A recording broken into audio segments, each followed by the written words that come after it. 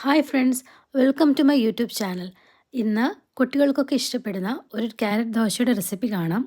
ഇതിലേക്ക് പാൻ ചൂടായി വരുമ്പോൾ നമ്മൾ ദോശമാവ് ഒഴിച്ചു കൊടുക്കുക. ചെറുതായിട്ട് അതൊന്ന് ചൂടായി വരുമ്പോൾ അതിലേക്ക് ഗ്രേറ്റ് ചെയ്ത് വെച്ചിരിക്കുന്ന ക്യാരറ്റും ചെറുതായി അരിഞ്ഞ ഒനിയനും ഒന്ന് ചേർത്ത് കൊടുക്കുക. ഇത് ദോശയ്ക്ക് നല്ലൊരു ടേസ്റ്റും ഫ്ലേവറും കൊടുക്കും. നമുക്ക് നെയ്യ് തൂവി കൊടുക്കാം. ഞാനിവിടെ ഒലിവ് ഓയിലാണ് ചേർത്തിരിക്കുന്നത്. ഇതൊന്ന് ചൂടായി വരുമ്പോൾ നമ്മൾ രണ്ട് സൈഡും ഒന്ന് മൊരിയിച്ചെടുക്കണം. കറിയൊന്നുമില്ലാതെ തന്നെ ഇത് വളരെ ടേസ്റ്റിയാണ്.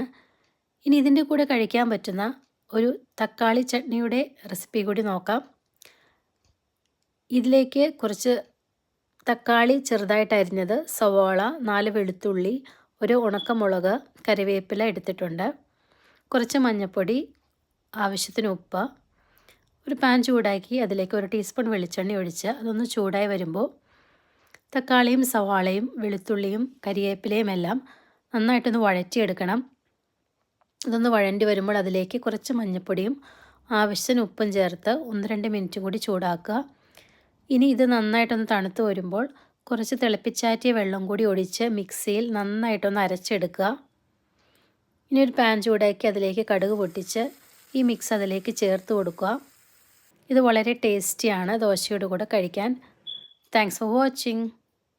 Thank you.